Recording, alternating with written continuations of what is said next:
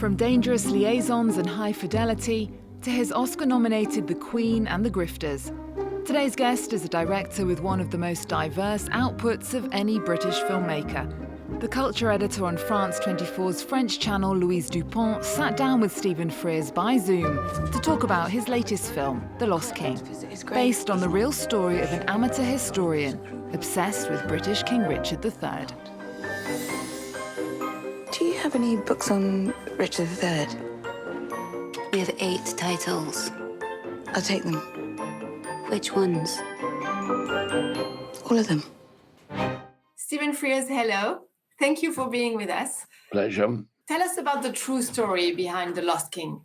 A woman who's a housewife in Edinburgh became obsessed with Richard III and worked out where his body was and turned out to be right. And then she organized a dig, and there was Richard III's body under a car park in Leicester, which is a ridiculous idea.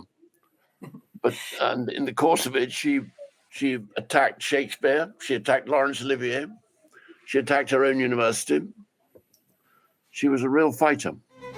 Plenty have tried and failed. Well, I wish you the best of luck. My name is Philippa Langley. I'm here today on the set of The Lost King, and I led the search for Richard III. How can you possibly find him on your own? The key is in the city archives. Somebody comes to you and says they'd like to tell your story, that they're interested in it. But I think you don't think for a moment that it actually will happen. It's very surreal. Even from my perspective, this is starting to look a bit like an unhealthy obsession. I can't believe you just said that. I'm doing this for you. Do you know what people say about you?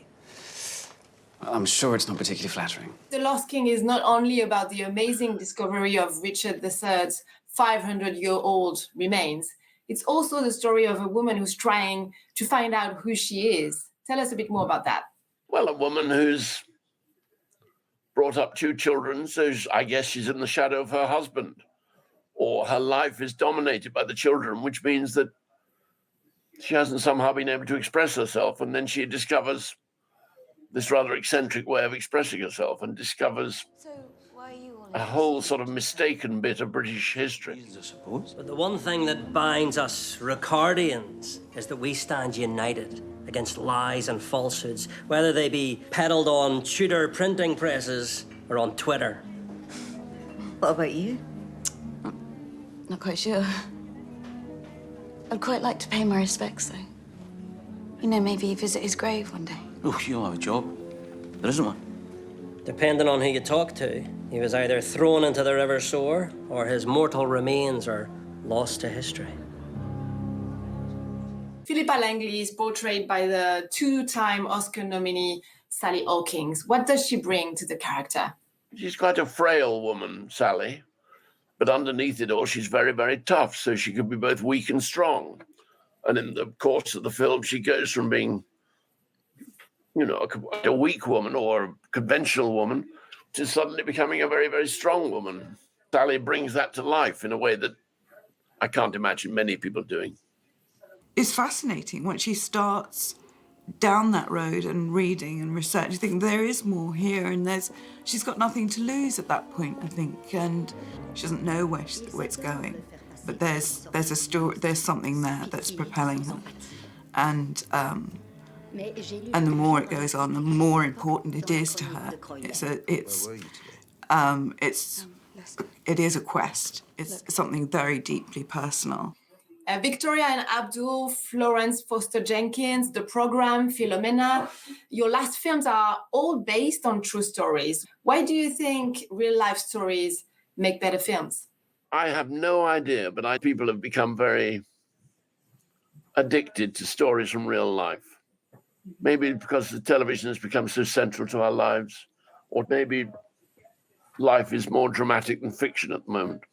And your filmography featured Richard III, Queen Victoria, Elizabeth II.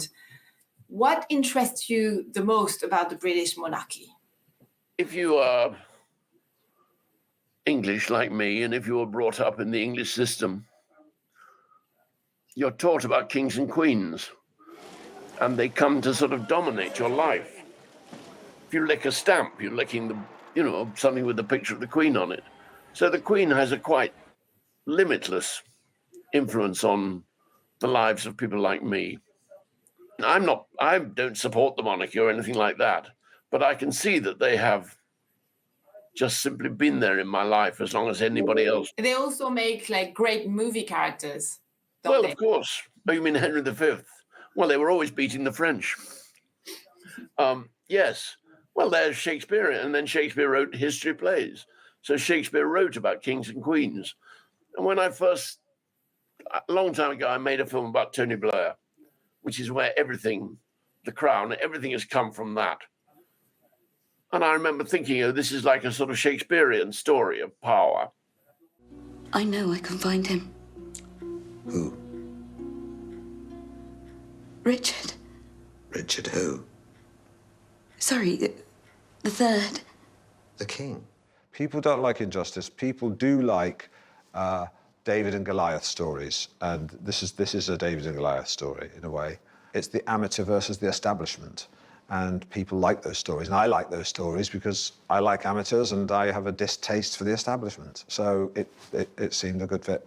As Steve Coogan, who plays in The Lost King and he co-wrote the script, says that you always look at people as human beings, whoever they are. Is this what you're trying to do with your cinema? That was what was unique about the Queen, the film The Queen.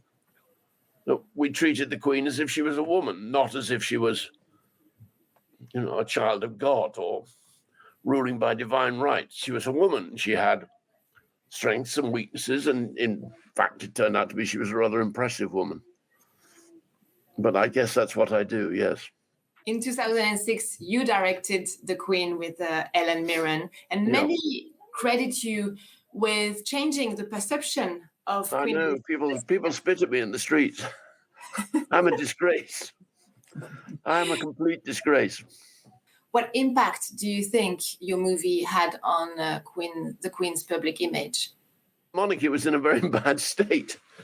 The Queen went to America later in the year and to Ireland, and she was greeted in a different way because it showed her to be a human being and with human feelings and making mistakes, being like the rest of us.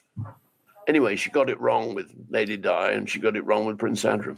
I think people are quite worked out yet what her death signifies. And since then, the series, The Crown, that you've mentioned, has been a huge success. Yes, it's all down to me.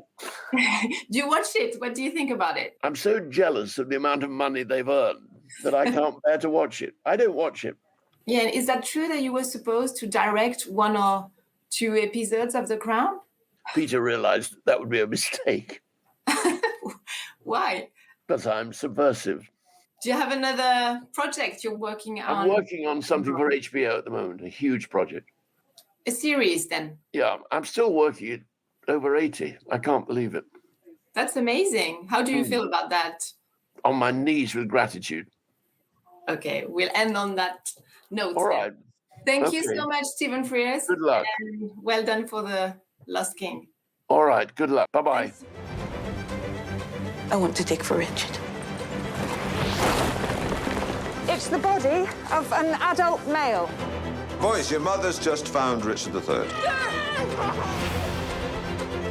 And I'm here today to tell you a story about a person who was judged unfairly in life.